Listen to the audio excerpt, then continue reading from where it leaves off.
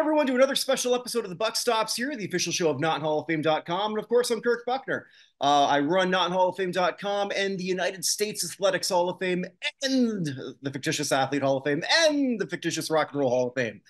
I'm busy, but here's I get a chance to talk to someone who's just as busy, an icon. I'm going to call you an icon of Uh, Boston sports media. If you say it enough times, it's true. yeah, like the old saying from the movie The Fish That Saved Pittsburgh. If you use a word three times a day, Yeah. 7 days a week, it's officially yours. Well, all right, we're already friends now because you referenced the fish that saved Pittsburgh, and you and I might be the only The people. greatest basketball movie in history. Ooh, it could be. Oh, definitely of a 20-year window. I'll say that. But with Mm. me is Tom Murphy. How you doing? I'm great, bud. Thanks for asking me on. This is going to be a treat. Yeah, and before we sort of like go on to discuss Boston sports legends who we think might have been snubbed in the hall, where can everyone find you? Oh, you can check me out on the app formerly known as Twitter at tmurph207. I call it Zitter now. I refuse to just go with X, so it's Zitter. You can Why find not? me there. You can find me at Boston diehardbostonsportsfans.com.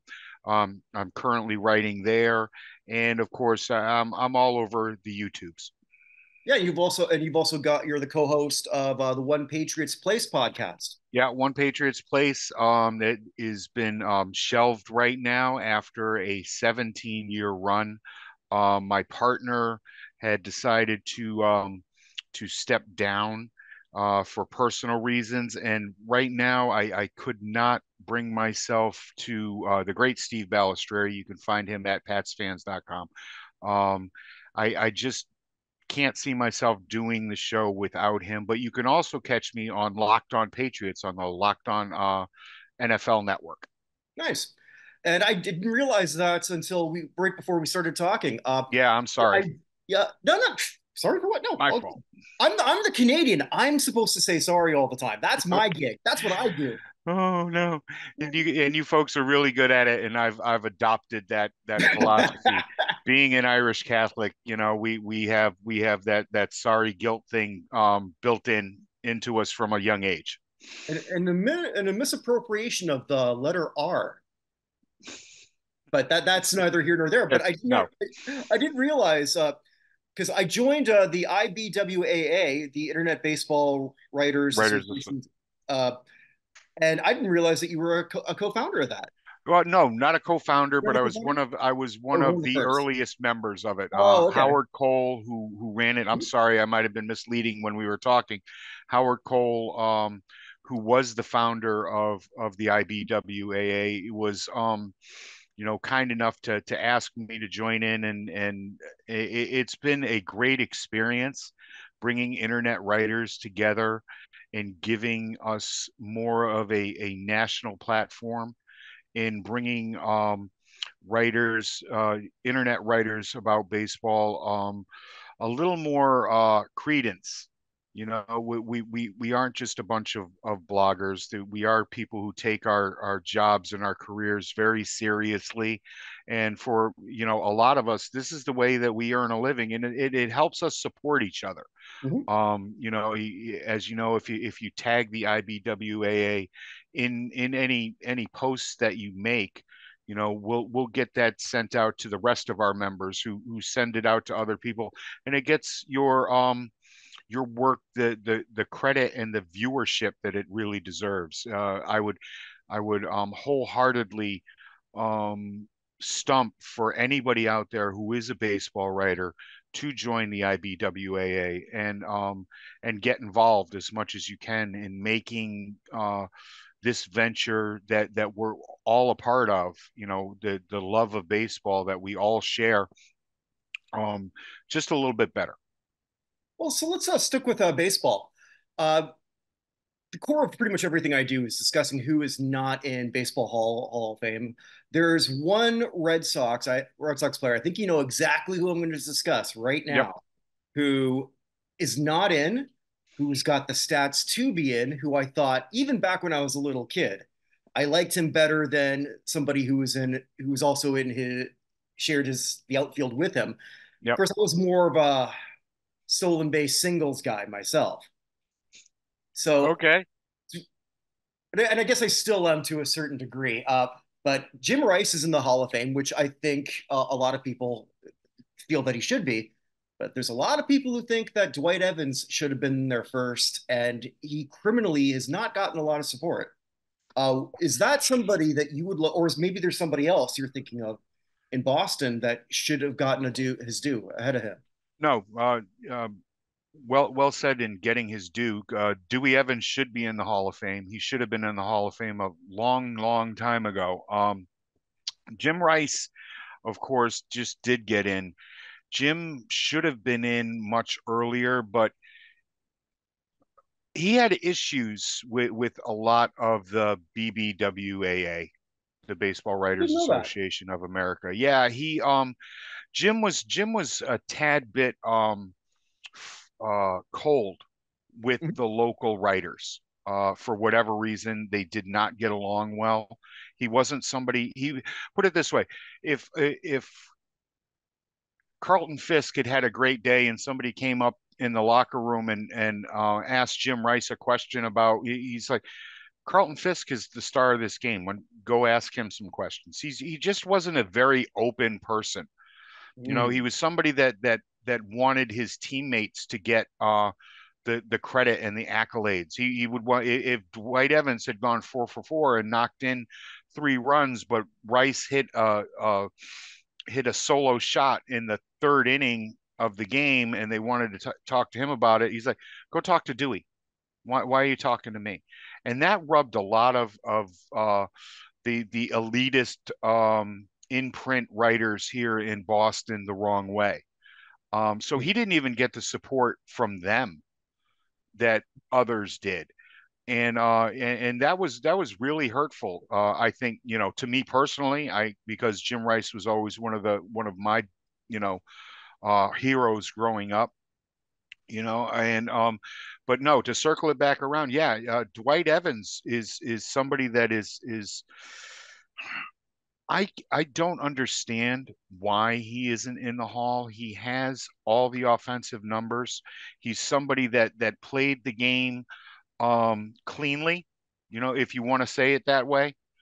He used no performance enhancing drugs. His the second half of his career was better than the first half of his career at the plate, and he is hands down, after Roberto Clemente, the best arm that I have ever seen in the outfield.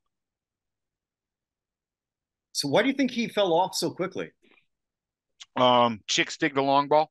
Fair Okay, enough. basically that's it.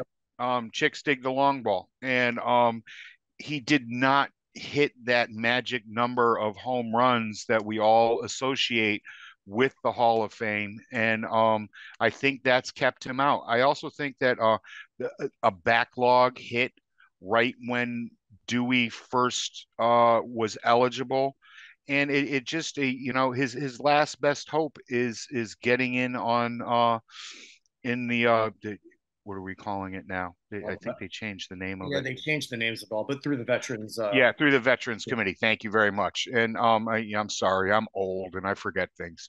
Um, but yeah, it's the lack of commitment from the Baseball Writers Association to ball players who were defensive players first is really egregious. It's terrible. In fact, there are we talk about 5 tools of baseball, and 3 of those tools are hitting, and they put too much emphasis on that and not enough on the defensive side of the ball, I think.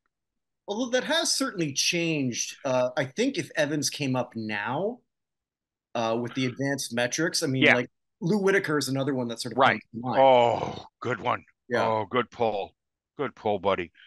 um Yeah. but yeah, well, those old Whitaker to Trammell days were fantastic, and I think they're overlooked. It's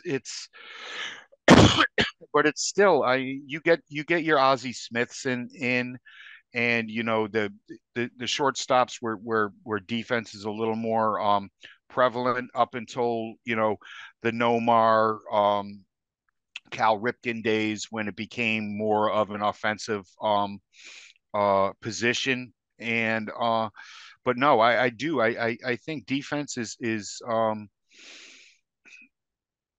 far down on a lot of not only writers and hall voters, but even fans' um, perception of the game and who should be playing it. I mean, the DH is there for a reason. I've always said that there's a reason that I enjoy the designated hitter, and most of all, it's because it allows pitching to be better. You have somebody in there. You don't have to pull your pitcher for a pinch hitter in the late innings when they're dealing. But most of all, it makes you know, yes, it does make the game more high scoring, but most of all, it makes the team better defensively, because you don't necessarily, your first baseman is usually a slugger anyway, but now you can take that guy and you can make him a DH instead of having him try to play a position that is very difficult to master. Regardless of what is said in the great movie of Moneyball, it's not that hard. Yeah, it's incredibly hard to play first base, and if you can get somebody over there that can actually patrol the cool side of the diamond. If third base is the hot corner, I like to call first base the cool corner. Um, uh, all the better. There's another name that is on the ballot currently, Hmm. uh, very polarizing for a lot of people. And we're going to go into the whole PED thing. Uh, I've been sort of open on my line. Yep. If you did something before 2004, when baseball agreed to it, when the players agreed to it, Okay. so for me, players like Bonds should be in because technically they didn't do anything wrong in my eyes. Okay. Saying that, I mean, a lot of people disagree with me. Obviously, he's not in.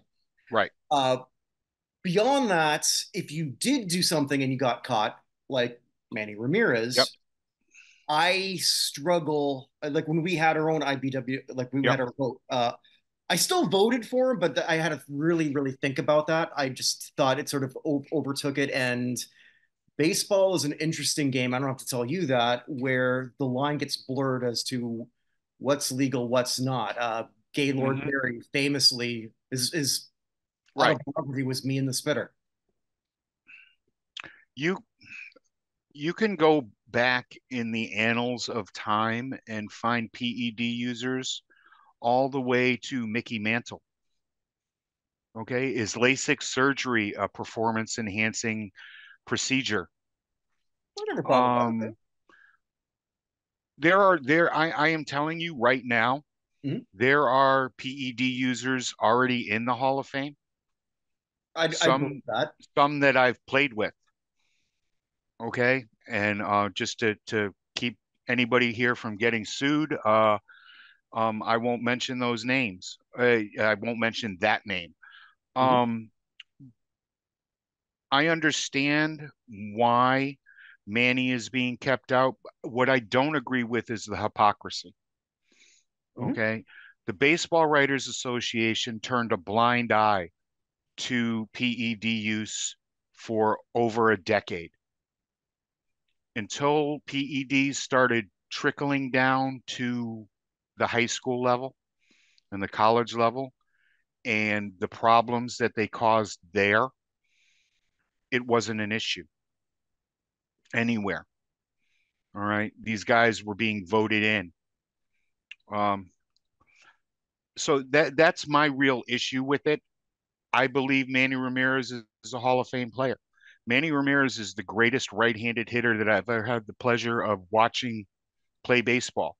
I can't go back. I didn't see Ted Williams play baseball. People always get on me for that. I look at the game in with the blinders of who I saw play. Mhm. Manny Ramirez is a Hall of Fame ball player, and Manny Ramirez gets my vote every single year. Mhm. And like I said, there are guys in there right now that have used. They know that you know they know that they used, and they vote them in. There was a lot of speculation that came out I think you'll probably remember it, the New York Times article that listed the guys that tested positive on the baseline The Mitchell report. Yeah. testing. Yeah. Yeah. And Manny was on it. So was David Ortiz. And I always had difficulty with that because they never told anybody what they were testing for. You know, in that era, in that 90s, early 2000s era, before the baseline proved or showed that so many guys were doing it, um, it was a a chemist's dreamscape.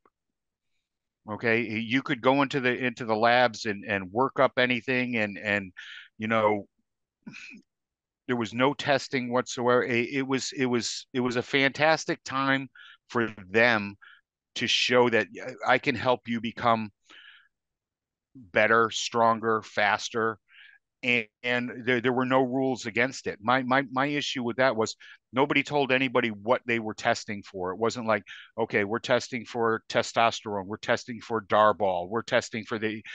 You can walk into a lot of drugstores and buy what they were testing for over the counter, and that boosted that to the point where, yep, we've got to test everybody. Mhm. And but getting back to my original point was, um, do you think anybody in San Francisco didn't watch Barry Bonds' head grow 3 sizes from the time he was in Pittsburgh to the time he left the game, or to the time that he set the home run record? And it was never brought up. It was never written about. And then they all stood on their soapboxes and said, "You cheated. You can't be in." Well, you watched me do it. You watched me copy off somebody else's paper and you didn't say anything. And then you're arguing with, me getting the a gold star on the chalkboard in third grade. You should have said something and you didn't. So now you're holding yourself above. You're sitting on a white horse saying who should be in and who shouldn't based on this criteria. Now, I understand that in the criteria to be in the Hall of Fame, um, it's different than in other halls. Okay, there's a personal conduct quality to your vote. Okay, and this is why I don't vote for Barry Bonds. Okay, Okay. I don't vote for Barry Bonds because he sat in a court of law and perjured himself. That to me is going over the line. There's a reason I don't vote for Roger Clemens because he sat in front of Congress and perjured himself. And to me, that is more egregious than anything that you did. Also, that, Clemens threw his best friend under the bus and said that, that didn't happen. Um, so yeah, it's a very gray area, but yeah, I do believe that Manny should be in. Like I said, I think he's the best right-handed hitter that I've ever seen. And it's just tiring because you when you go to Canton and you look at the plaques, the guys that used, and they're in there, and they're still being put in there. The Okay. Canton or Cooperstown? Yeah, Cooperstown. I'm sorry. I was Okay. just Yeah. writing. I was Okay. Cooperstown. I'm sorry. I was just writing a Patriots article Oh, sorry. Okay. before I Yeah. came in. Yeah. So yeah. So when you're at Cooperstown, a place that I've been to a dozen times in my life. I've coached teams that play on the baseball field there, and it's one of my favorite places in the world. I'm sorry for that mental you know to No, no, no. All good. I just want to make sure because I thought I was wondering if I was going to segue over to football at that point because there are obviously PED users in football, but we don't care. Like no, Von Miller will not we be don't hurt care. by what by his 6 games, was 6 or 4, I forget. But his PED suspension that won't hurt Right. him in iota. But in Nope. baseball, we fantasize about the numbers, Right. uh, especially with Bonds. And my partner in my weekly Hall of Fame show, Evan Nolan, he said it best. Like once Bud Selig got in, who Yeah. presided over this era, Right. then All bets were off. That's a yeah, beautiful analogy.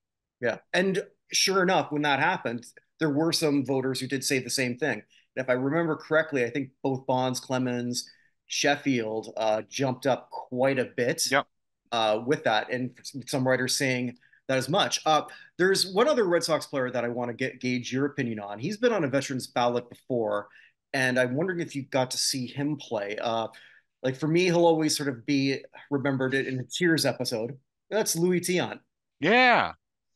I love Louis. Louis a fantastic ball player. He meant so much to the game itself. I think just for what he did for the game of baseball, he belongs in. But no, his numbers without a doubt, um, I think put him in. I know it's borderline, and I'm not going to be one of those guys who brings up, he's in and he's in, so this guy should be in because he was obviously, when you're transitioning in no other Hall of Fame, I think does it do the era that you played in um predicate the way you got into the ball. We talked about defense earlier, and a lot of more emphasis I think was put on getting guys into the Hall of Fame in the 50s and the 60s, and even the 70s for their defensive prowess as opposed to what they did at the plate. But no, I think Louis deserves to be in, yeah, without a doubt, and he's somebody that gets my vote, every single year on the IBWAA. Okay. I want to switch over to football. There's a couple players. Well, right now we've got Rodney Harrison, who's a finalist. Yep. I don't think he's going to get in this year, not because he doesn't deserve it. I think some people will just look at a raw number of Pro Bowls, and I think he missed out on a lot of Pro Yeah. Bowls just because a lot of people didn't like the guy. Right. Saying that, just the way the Pro Football The Jim Rice effect. Well, there you go.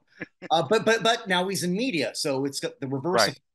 So he might be getting some attention. He might beat some other people. Right. Because of that, football is very much, hey, you're on TV. This certainly Yeah, helps. it does. Rodney's probably not going to get in this year only because of the way the queue sort of seems to work. Yep. But do you think that he will get in? Like most of the time, once you reach this stage, Yeah. there's a pretty good chance. But it took him a little bit longer. What do you think? Once you become a finalist, which is a really big deal here, and baseball has picked up on it, and now we announce finalists for everything from Rookie of the Year to MVP. But in baseball, I mean, in football, being a finalist for the Hall of Fame has always been that last step that you have to get over. I think. And so yeah, no, I'm in agreement with you. I think Rodney Harrison is a Hall of Fame. I think he had an outstanding career. I think capping it off in New England with 2 Super Bowl victories really shined his resume, which lacks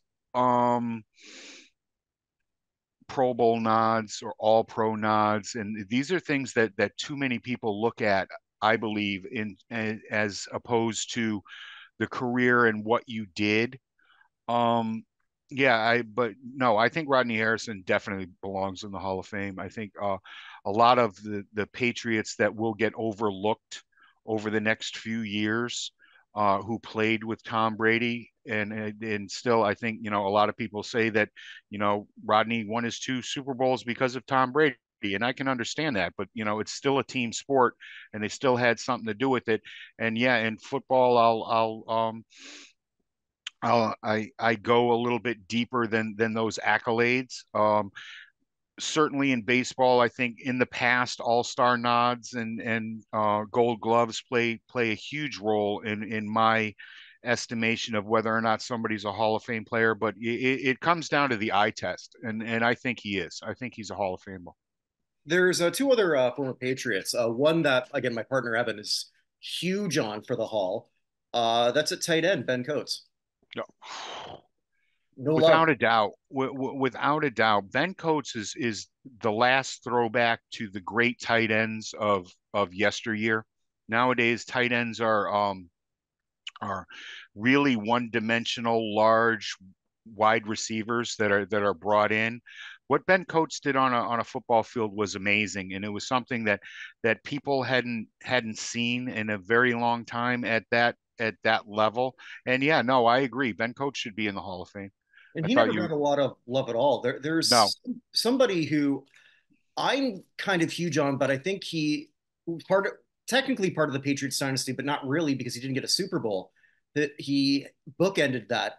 Logan Mankins is someone who was so good. Thank you so much. It is so difficult for those guys to get the consideration that they deserve. You know, those frontline guys. I mean, take a look at me, folks. I'm a center. Okay, I grew up. I played center, but Logan Mankins was a young hero. And if you ask Tom Brady himself, uh, you know who he owes a lot of his success to, Logan Mankins is going to be right up there.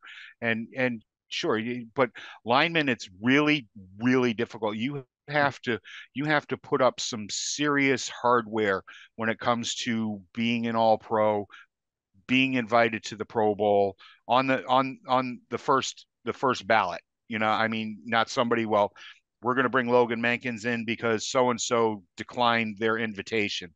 But if you know you're the first invite, you know, if you're not the plus one on the wedding invite, you know, it's something that you know weighs really heavily on the committee. And I think maybe a bit too much. But what Logan Mankins was able to do in his career here is very underrated. I lied. I got one more name. The person I most want to have barbecue with, who is on their radar and who has been a semifinalist ever since he's been eligible. That is Vince Wilfork.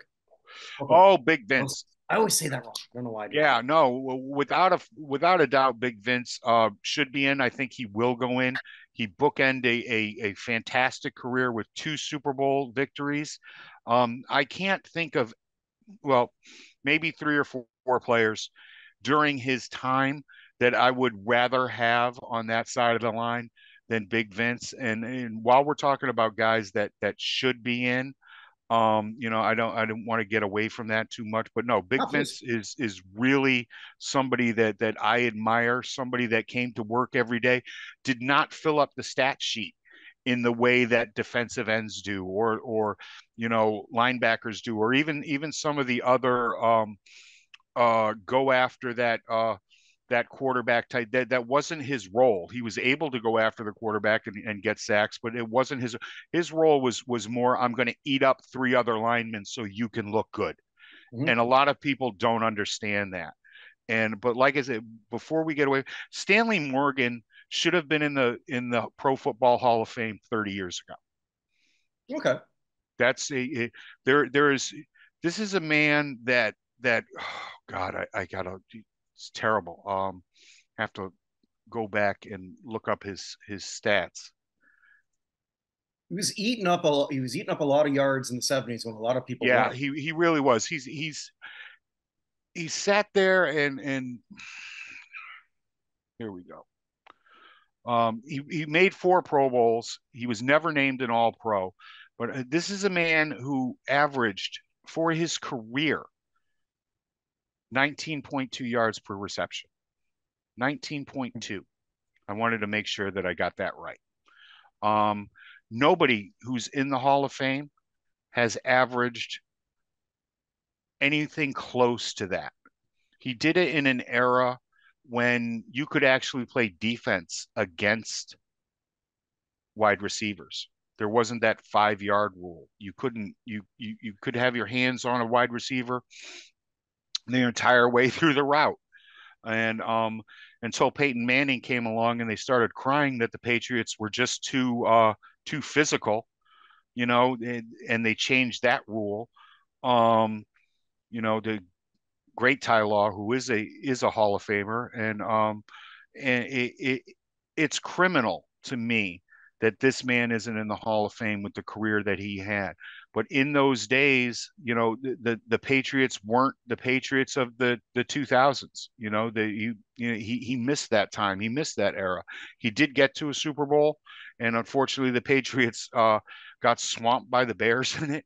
Wow. But other than that, I mean, this is a guy that defensive backs feared, that defensive coordinators planned against every single Sunday. What are we going to do to stop Stanley Morgan? And they couldn't do it. Not only that, too, yeah, going back to your point, he did play on some mediocre best Patriots teams. Yep. And okay, who's your deep threat? For about a 10-year period, I think it was only him. There really Yeah. wasn't. It wasn't even like a bat like around a similar time. Right. Maybe that doesn't quite parallel, but like with Marino, we had Duper and Clayton. But then there's Right. always there's always sort of like that one intangible. That's it. He only had 2 years of double-digit touchdowns, and that was, with Jim Plunkett in '79, and then again in '86. And other than that, I mean, it's a touchdown-driven league, especially at that position. And it's this man. He put up almost 11,000 yards in a 13-year career. It going to Indianapolis, him playing football in an Indianapolis Colts uniform killed me. Put it that way. But he's somebody that I believe should be in the Hall of Fame. And I didn't do this in baseball, but there are lesser people in the Hall of Fame than him.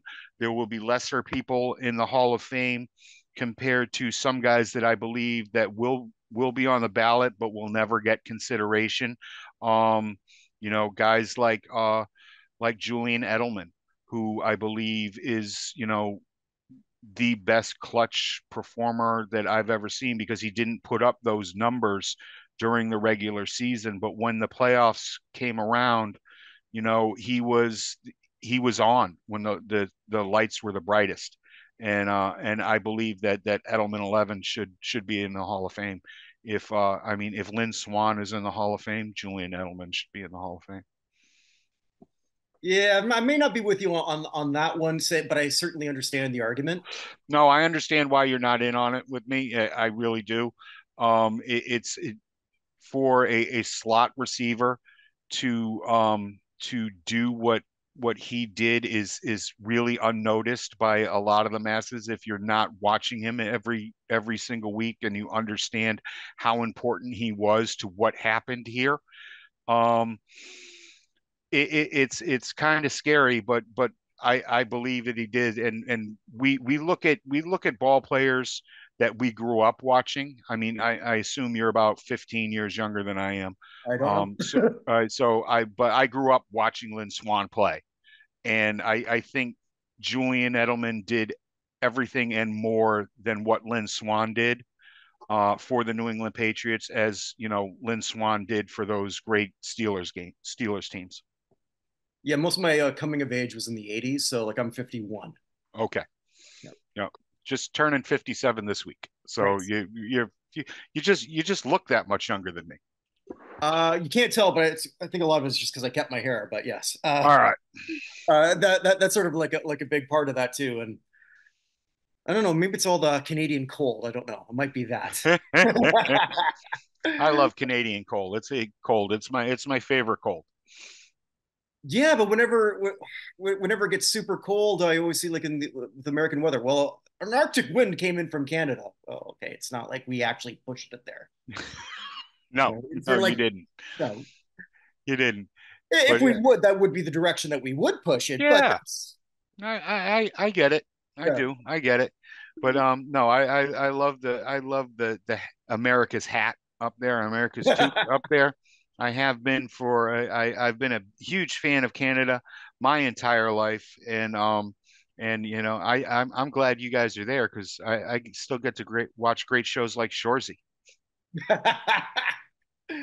Yeah, actually, that reminds me. I gotta sort of like set them up as nominees for the fictitious athlete Hall of Fame that I do. There you go. Yeah, There you go. absolutely. Ted Well, Hitchcock.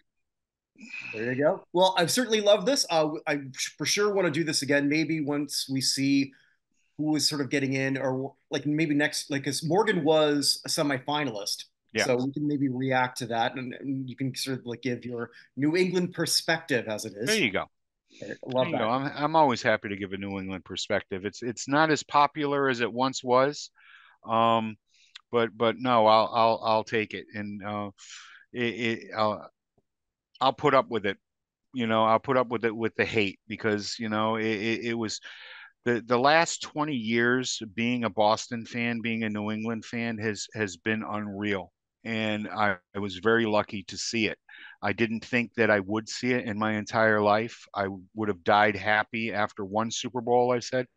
And we got six. I would have been happy to die. The day that that in 2004 when the Red Sox won their first World Series, the most popular destination the next day were grave sites, and because we all went to go see our parents who had never gotten to see this. I was one of those guys, and I put a pennant down on my father's grave that day, and it was fantastic. These past 20 years, it's never going to happen again in sports. What the Patriots did, and what the Red Sox and the Bruins and the Celtics were able to do in this 20-year span. It's just been a fun ride being a Boston fan during this time, and right now I'm back to hoping again that I get to just see one more. Well, you left out the Bruins in there too. I don't do hockey. Oh, you don't I do live in hockey. Okay. no, I live in Connecticut, Okay. and I have been boycotting the NHL since the Whalers were stolen and taken to Carolina. Uh, I have not watched an NHL game since the Hartford Whalers left Hartford, and I never will again. This was Gary Bettman's vision, was to take the Whalers and help build his little Sun Belt of a league, of a division, and expected us to go and be Bruins fans or be Rangers fans or Islanders fans, and I won't do it. I'm not playing into that, and that really bit him in the ass because at the time I was actually a Nielsen house. wow. Well, you can imagine what a lot of us think of Bettman when they lost Winnipeg. Well, they Yeah. won Quebec City. Actually, I grew Yep. up a Canucks fan. Oh, I, Yeah. I loved going to Whalers games up in Quebec. I love Quebec. Mm. Fantastic province, and yeah, it's just shameful. It's just shameful what Gary Bettman has done to this league for short money, and They're thinking about doing Atlanta again. Can you believe it? yeah. I mean, come on, For whatever come reason. on. Because he just will not get off the Southern Sun Belt Division thing that he wants. To It's be his fair, legacy, and it's right? But to be I don't fair, look at if some you of the fans can't, have if been good. to me, all right, Yeah. you don't deserve hockey if you can't walk down into your living room on Christmas Day and find a new pair of freaking Eddie Bowers to unwrap and a coho and go out into your backyard that your old man flooded, okay, to play hockey. If you can't go out onto a pond in your neighborhood and play hockey, you don't deserve to have an NHL team. I know. I know. It's just it. I don't know. My opinion changed a little bit on a lot of that when I saw how well Nashville supported, which I never saw coming. Tampa has turned out to be a very good supportive team. Uh, Carolina, I know you don't want to hear it, but they've No. done reasonably well, better than Yeah. you think. But Atlanta's failed twice, Yeah. and there's no reason why they're not even great football fans. No. So I don't see how. Atlanta is the worst professional sports town in America. I didn't want to say that publicly, but yes. They really are. They're the absolute worst. I lived in Augusta, Georgia for a year. Um, and nobody cares. Nobody cares about the Hawks. Nobody cares about the Falcons. Nobody cares about the Thrashers. It's all about Georgia football. It's all about Georgia Tech football. It's all about. If you could get the crowd, yeah, I couldn't believe the crowd for the first time I went to see a Georgia Tech Georgia baseball game. Oh, really? Yeah, it was unreal. I'm not even talking football. All right. Now, football, they start tailgating down there, 3 days before big games start. And baseball, the place is packed. I loved playing baseball down there. It was fantastic. My son considered going down there to play baseball for Georgia State, which is a Division II school. And and I told him, I said, it's a fantastic college sports state. You'll love being down there. I love your obsession with Pepsi. You know, the There you go. the unofficial sponsor here. But no, when it comes to professional sports, they just don't give a damn. They jump on a bandwagon when a team is hot and then jump right off of it. That's it. The only person that loves the Atlanta Falcons is Martin Blank, Arthur Blank. I'm sorry, That Martin might be Blank. right. Yeah, I think you're onto something there. I had a discussion with George Kuntz's son Matt Oh, okay. just recently, and so one of the things I, I sort of said, like, one of the things that hurts his dad for getting into the Pro Football Hall of Fame Hmm. is he's mostly known as an Atlanta Falcon, and that's Right. not exactly a fan base No, that does a whole lot to no, say, they have this is Atlanta, and they have three beat writers, three that cover the Falcons. Three. Give me a break. yeah, The Atlanta Journal-Constitution, you have two guys that cover. There's one other guy from a paper down there who I'm sorry, I can't recall at this moment, but no, even the Braves, don't get the respect and love that they deserve down there for what they've given to that town. They had to go out and build them a new stadium to get it half filled. It doesn't fill up until the playoffs roll around. People just they don't come. They just stay home and wait for and talk about the third string tailback for the Bulldogs. well, so I guess why the biggest lie ever told in a sports movie is if you build it, they will come. Right. And that is unfortunately not happening. So yeah, they're talking about that. We're moving teams from Oakland to Las Vegas, where they don't care. It's just going to be tourists out there going to visit their Yeah, that's favorite casino. but if you're filling it, I mean, like, I was just in Vegas to catch a Raiders game. Yep. It was sort of, well, I mean, it was more Packers fans than Raiders, Right. but it was full. I went there Happy actually. bottom line. Yeah, well, the second year I went there, so I'm with my wife, and we're going to see a Knights game because I want to, like, check that off the Yep. list, and then I'm looking around, and we're on the strip, we're just having a beer, and I said, Mike, I got something wrong here because there's all the night stuff everywhere. I'm seeing people talk about it. Like, this city is actually embracing it far better than I thought. And then the bartender says, "What'd you say about my Knights?" Like, I didn't say anything. I said I was wrong. Yeah. So Okay. I've got to say, like, in my limited, very limited experience, it seemed, well, I mean, it is also a growing city, and maybe it may never be the biggest passionate base for just the very reason you said. I think a lot of Right. people who live in Vegas are not necessarily native to that area, but Yeah. You're going to see there's a lot of corporate season ticket holders. The hotels buy up huge blocks and they give them away as packages, to come out for a weekend, catch the Green Bay Packers in Vegas, catch the Patriots in Vegas, and people make a weekend out of it.